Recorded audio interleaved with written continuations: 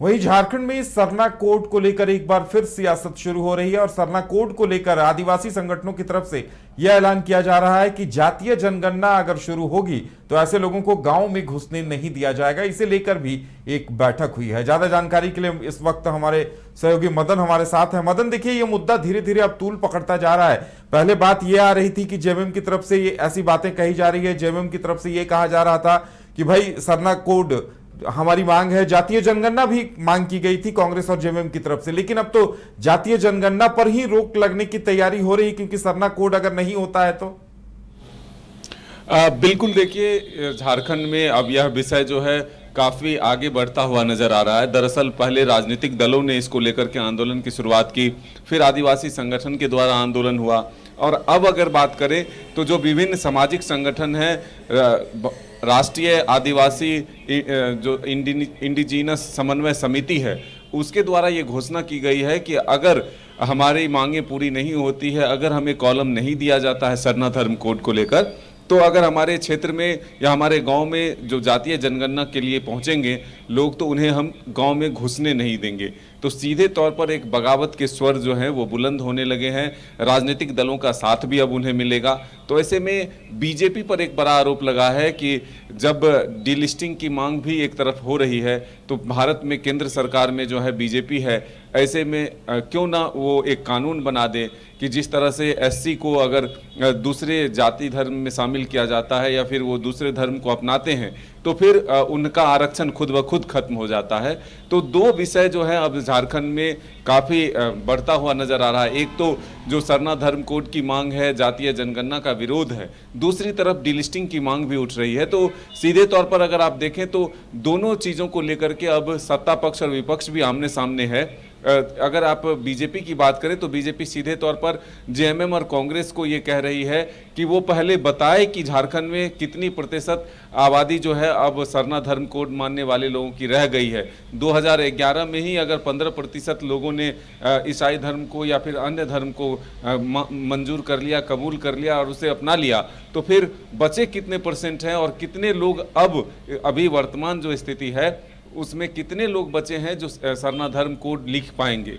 तो ऐसे में एक तरह से कहें तो सत्ता पक्ष के जो कांग्रेस और जेएमएम के लोग हैं वो ये कहते हुए पीछे नहीं हट रहे कि एक साजिश रची जा रही है, जबरन आदिवासियों के धर्म को समाप्त करने की कोशिश हो रही है, किसी विशेष धर्म में शामिल कराने की कोशिश हो रही है। लेकिन ऐसा हम होने नहीं देंगे। झारखंड में जातीय जनगणना तभी होने देंगे जब हमें सरना धर्म कोड मिल जाए। तो एक तरह से ये कह सकते हैं कि जेएमएम ने जो पहले विधानसभा से पारित करके विधेयक को भेज दिया है, तो अब उसकी मांग जो है वो और आगे बढ़ाएगा।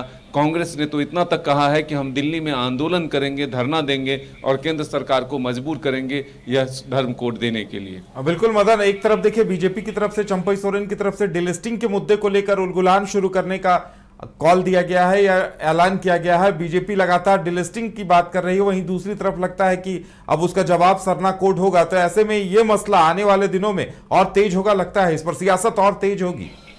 बिल्कुल, देखिए, बीजेपी के अलग अलग नेता दोनों विषयों को लेकर चल रहे हैं। बाबूलाल मरांडी जो हैं वो सरना धर्म कोड की बात करते हैं, वहीं चंपई सोरेन लोबिन हेम्ब्रम को साथ लेकर के डीलिस्टिंग के मामले को सबसे पहले संथाल से शुरू करना चाहते हैं, वहीं से आंदोलन की शुरुआत करना चाहते हैं।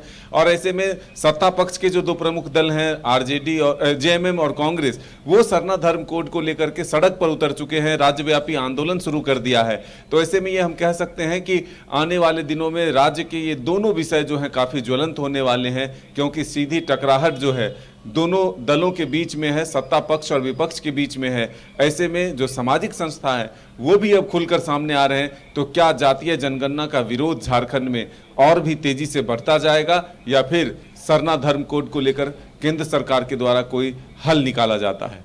चलिए मदन, देखने वाली बात होगी कि आगे क्या होता है। हमारे साथ जुड़ने के लिए और तमाम जानकारी देने के लिए आपका बहुत बहुत धन्यवाद। झारखंड में पहली बार मजा लीजिए क्रेजी रिवर का।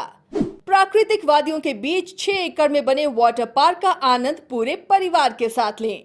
इक्वाटिका funplex water park, a complete family park, excitement का भरपूर dose, huge cyclone slide, WMPS big family pool with 13 slides, big wave pools with high waves, kids के लिए अलग से play area, octopus rain dance, pendulum slides, top class restaurant, साथ ही senior citizen के लिए स्पेशल अरेंजमेंट।